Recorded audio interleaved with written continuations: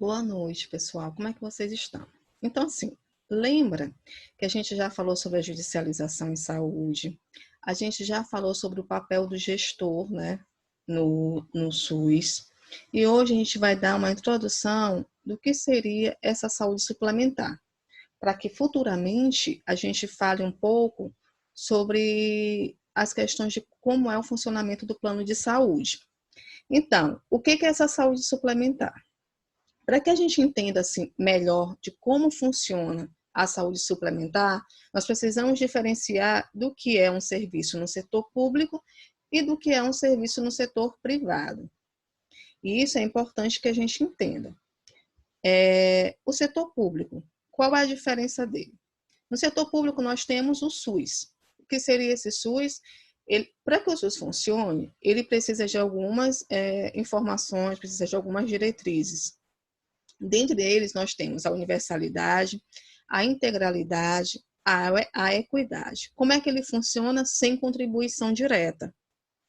Ele realiza campanhas de prevenção e educação em saúde. Ele é totalmente independente ao vínculo empregatício. Na saúde complementar, que a gente, no setor público, nós temos a saúde complementar. Por que é complementar? Porque é uma participação complementar das instituições privadas através do contrato direto, público ou convênio. Vocês já chegaram a ver essas clínicas que atendem tanto o setor público quanto o setor privado? Ela é realizada através desses convênios que a gente denomina como saúde complementar. No setor privado, funciona de uma maneira um pouco diferente, porque no setor privado a gente direciona para a saúde suplementar. O que seria essa saúde suplementar?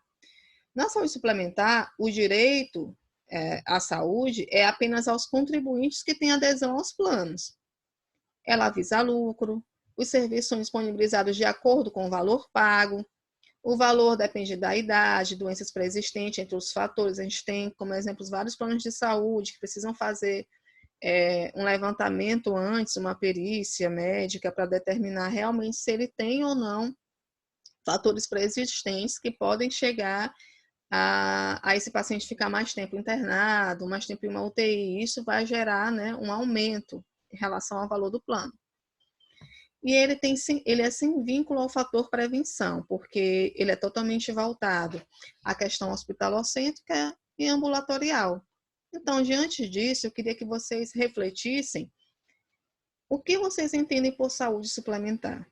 Para vocês, o que é a saúde suplementar? Então, o sistema suplementar de saúde, ele compreende os serviços prestados por seguradoras especializadas em seguros de saúde, empresas de medicina, de grupo odontologia, de grupo de cooperativas, especializados em planos médicos hospitalares e ou odontológicos, entidades filantrópicas, companhias de autogestão e administradoras. Então, a gente tem um plano de saúde que é gerenciado apenas a empresas médicas, e também a gente tem relacionado aos serviços odontológicos. As operadoras, elas compram dos prestadores de serviço da área de saúde, médicos, laboratório, clínicas e hospitais, existe toda essa delimitação para que ele funcione.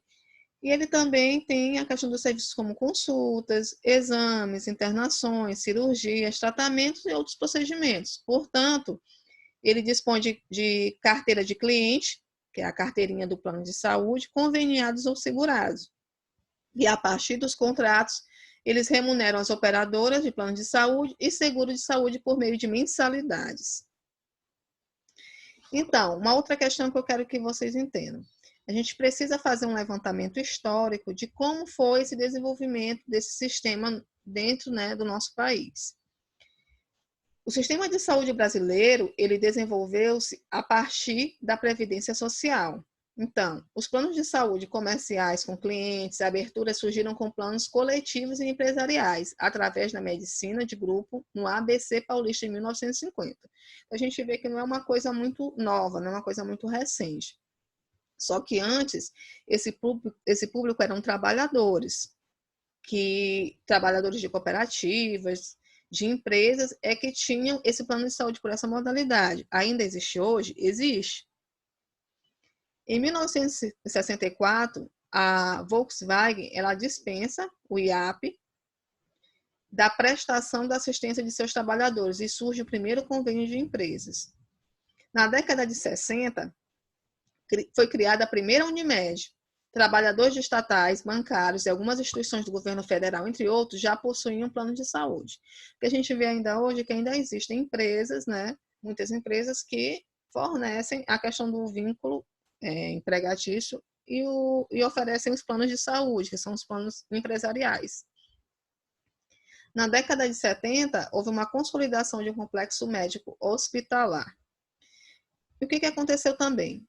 No final da década de 80, houve a expansão e a intensificação da comercialização de planos de saúde e a adesão de novos grupos de trabalhadores, incluindo os funcionários públicos, a entrada de uma grande empresa de seguradores no mercado de saúde suplementar. Então, a gente vê o quê?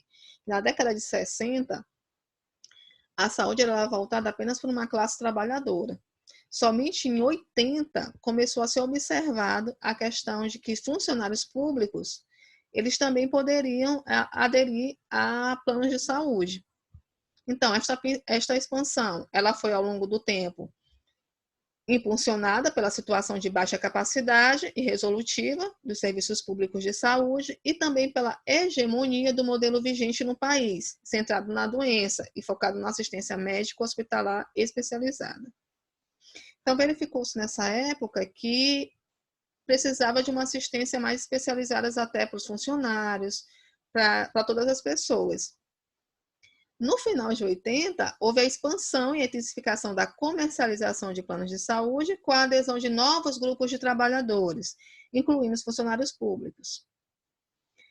E ela começou a ser voltada, como eu já falei, né, no slide anterior, não só para os trabalhadores de empresas privadas, mas também para as empresas públicas. Foram criadas também as agências reguladoras, com a função principal de controlar em toda a sua extensão as prestações de serviços públicos e o exercício da atividade econômica, que foram repassadas ao setor privado.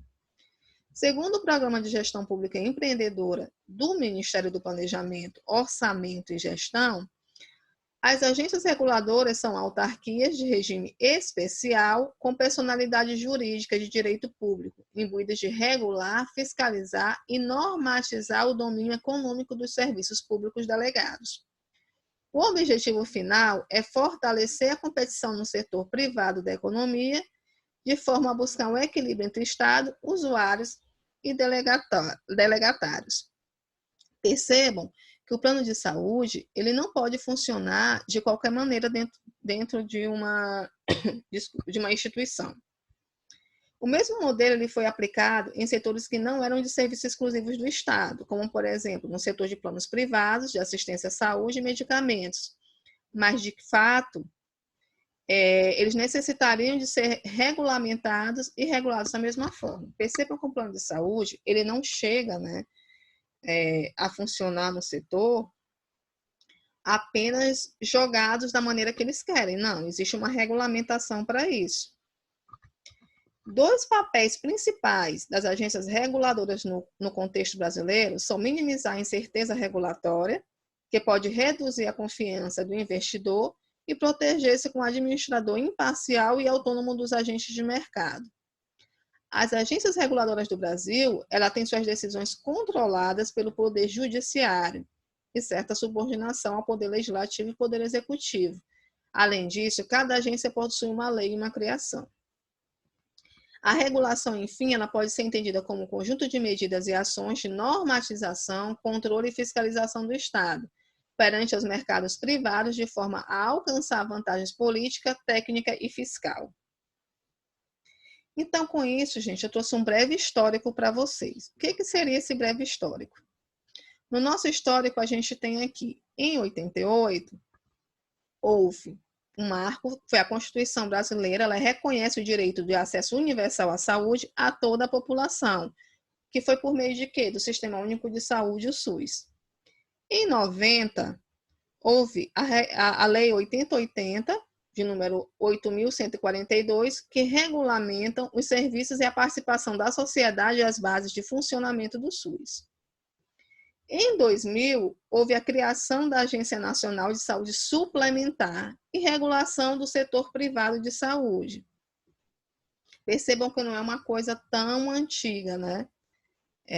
Já é uma coisa de mais tempo. O governo de Fernando Henrique Cardoso, ele inicia um modelo da administração, a chamada agencificação.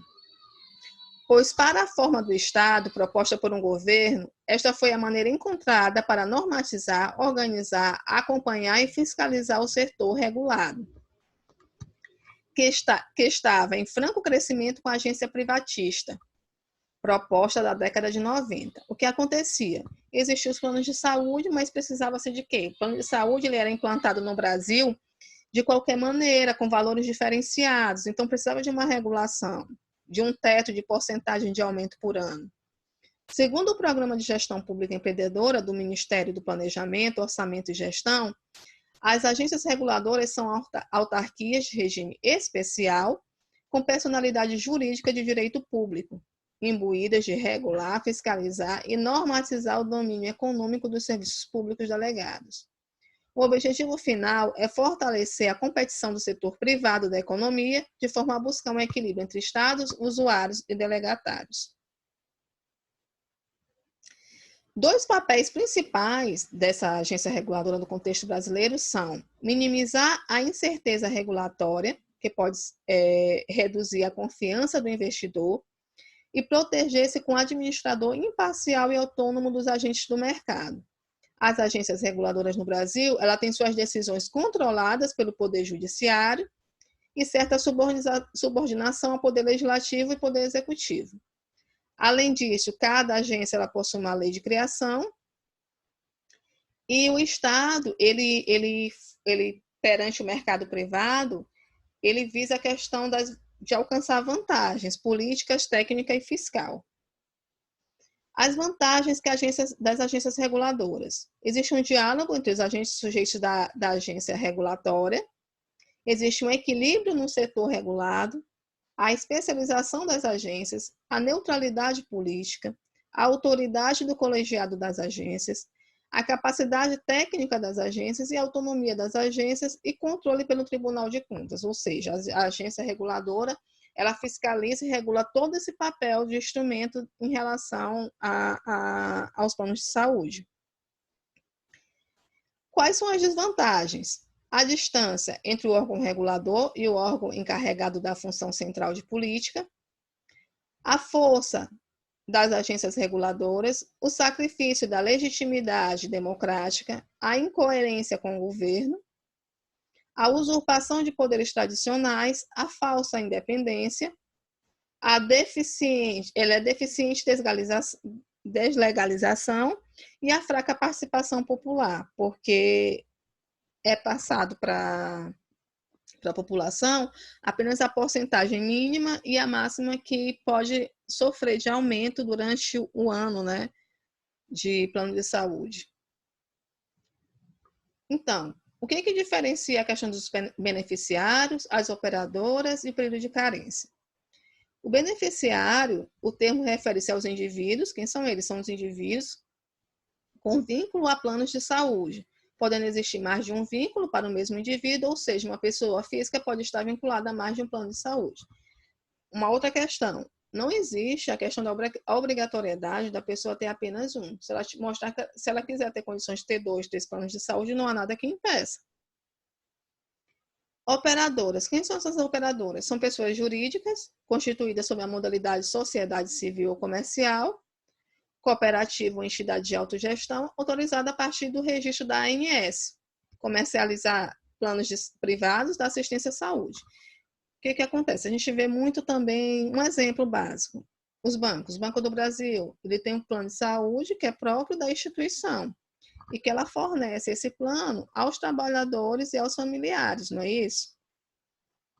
O que é a carência? A carência é o período de tempo que o benefício terá que esperar para utilizar o plano de saúde em um determinado procedimento após a contratação. Os prazos máximos, urgência e emergência, tem prazo? Tem. Tem um prazo de 24 horas. Parto, tem prazo? Tem. O que acontece às vezes? Às vezes as pessoas acham que elas podem aderir a um plano já no 5º mês de gestação e o plano vai cobrir o parto. Não é assim. Existe um limite, né, que é pré-estabelecido em relação ao parto. A partir da 38ª semana de gravidez do parto, antes desse prazo, é tratado como um procedimento de urgência. Consultas, exames, internações, cirurgias. Cirurgias geralmente são 6 meses dentro dos planos. Doenças e lesões pré-existentes, 2 anos. E esse tempo ele pode variar de acordo com operadores. São só exemplos que eu estou trazendo. Vocês podem dizer assim, professora, mas meu plano é diferente. Realmente, porque cada plano ele tem uma legislação diferente. A cobertura assistencial do plano é um conjunto de direitos, tratamentos, serviços e procedimentos médicos hospitalares e odontológicos adquirido pelo beneficiário a partir da contratação. Os tipos de cobertura são ambulatorial, hospitalar com obstetrícia, hospitalar sem obstetrícia e odontológico. Sendo que com obstetrícia, geralmente, a gente tem a questão de pagar uma porcentagem pela inclusão da obstetrícia. Se você não pagar com a inclusão da obstetrícia e pagar só depois que já tiver gestante de 3 meses, dificilmente o plano irá cobrir. Forma de contratação do plano de saúde. O plano de saúde individual e familiar, a contratação é feita diretamente com a operadora que vende planos. Então, você pode entrar em contato por telefone, pode entrar em contato por WhatsApp, pela internet, e tentar fazer o contrato desse plano, até por vendedores externos também. O plano de saúde coletivo ou empresarial, a contratação, quem faz essa contratação é quem? A empresa. E a assistência prestada ao indivíduo com vínculo empregatício estatutário, ou seja, se a pessoa perdeu o vínculo com aquela empresa, ela perde o plano de saúde, porque já não mostra mais ter vínculo, né? E o plano de saúde coletivo por adesão? Qual é a diferença, professora? O plano de saúde coletivo por adesão, ele é contratado por uma pessoa jurídica, no caso, eu posso ser uma empresária, uma microempresária, e também posso ser de caráter profissional, classista ou setorial, de repente um exemplo, um conselho, ele pode fazer uma adesão, né, para que todo mundo que é filiado a esse conselho, ele consiga ter direito a esse plano de saúde. Conselhos, sindicatos, associações e assistência prestada, eles têm que aderir, ele tem que fornecer assistência prestada a todos os seus participantes. A Agência Nacional Suplementar, ela surgiu através da Lei 9.961, de 28 de janeiro de 2000, como a instância reguladora responsável pelo setor de planos de saúde no Brasil, vinculada ao Ministério da Saúde, tem por finalidade promover a defesa do interesse público na assistência suplementar à saúde, regulando as operadoras setoriais, inclusive quanto às suas relações com prestadores e consumidores, contribuindo para o desenvolvimento das ações de saúde no país. A implementação da ANS ela veio acompanhada de um conjunto de políticas formuladas estrategicamente para corrigir as chamadas imperfeições do mercado, intervindo normativamente na cultura empresarial do setor, especialmente quanto ao acesso às garantias assistenciais e financeiras. Então, perceba que a gente já falou isso lá no início. A Agência Nacional de Saúde Suplementar, ela veio justamente para regular esse serviço e esse trabalho dos planos de saúde, como é que eles estão sendo ofertados.